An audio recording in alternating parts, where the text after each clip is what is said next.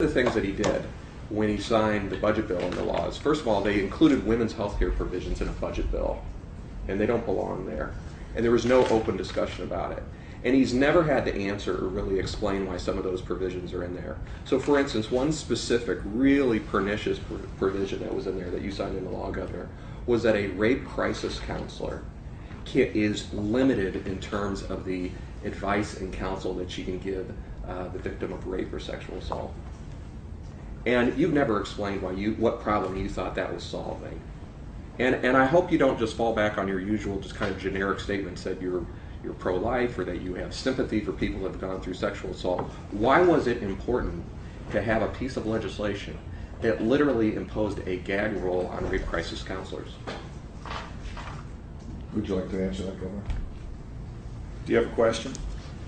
Well, I think Ed said why this, as he termed it, a gag rule on these rape crises. I assume it had to do with there were limits on what they could say about having an abortion. Is that right? That's right.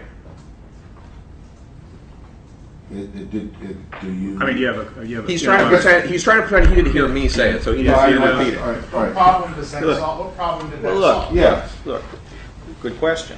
First of all, I asked it first. Was it good when I asked it? I think everybody here knows that I'm pro-life. We also know that we have Roe v. Wade. And we've been debating this. I mean, it doesn't matter whether you're a Republican, a Democrat, a liberal, or conservative, or non-aligned. This debate has gone on for a very long time. What we focus on, and I've always focused on, is the issue of life. Prenatal, postnatal, early childhood, sleep for babies, trying to drive down infant mortality. Let's focus on the life issue. I mean, focusing on abortion or you're pro-life or whatever. Again, this issue's gone on forever. So I just, there's no hiding the fact that, that I have a pro-life position. Why is it pro-life to have a gag rule for a rape crisis counselor? You didn't answer their question. I think he answered it okay. Well, I mean, he has never, Pete, with all due respect, he has never once said why it was good public policy in the state of Ohio for a rape crisis counselor to be limited in what she can advise a victim of sexual assault.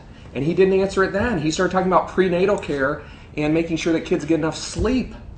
well, He will not answer this question. And it's what I it's heard the governor outrageous. say is that he's pro-life. Why is it pro-life? He will not, the question that came from Henry was, what problem did it solve to put a gag rule on a rape crisis counselor?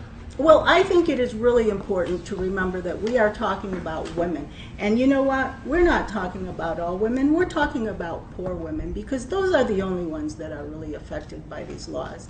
Because wealthy women, they can travel, they can go, they can get an abortion if they need to. And, I just have to say that, as a woman who is a mom and who has had an abortion, I find it profoundly offensive that somebody thinks that they are in a better position to make a decision about my personal health than me. And I think that is at the key to this issue, that we women, we are able to make that decision. We know how to do it. Just let us do it safely. And what I find offensive is describing preventing a rape crisis counselor from doing something as being pro-life. Why is that pro-life? If the woman is pregnant because of a rape, why is that pro-life? And he will not deal with any of the specifics, which is why when he signed the budget bill, he didn't take any questions on it, and why he will only give you platitudes when he's asked about specifics on it. He will not tell you what problem that solved. Governor, let me push you a little bit more on that, because if I'm a female voter, Okay. and I've been raped, and I go to a rape crisis counselor, I'm not going to be able to get the information I need to make decisions. I might need to Well, we're funding. What are you trying to tell that voter about? Well, choices? I'm not trying to tell them anything. I mean, the voters in the state, I think by and large know I'm pro-life. And let me just say that, what Ms. Rios was just saying, I mean, this has been a debate that's gone on since I've been around politics. We have Democratic women who are fervently pro-life. We have Republican women who are not. I mean, that's just the way it is. And so what I choose to focus on is that we can debate this, all day long. But at the end of the day, I respect people that have a different position than me on that. But they need to understand, my position. It's just that simple. Yeah, but you did I'm mention, pro-life. Yeah, but you did mention Roe v. Wade, where Yeah, and there's abortion restrictions. laws We know what planned. the federal laws are, and we have to be in compliance with them.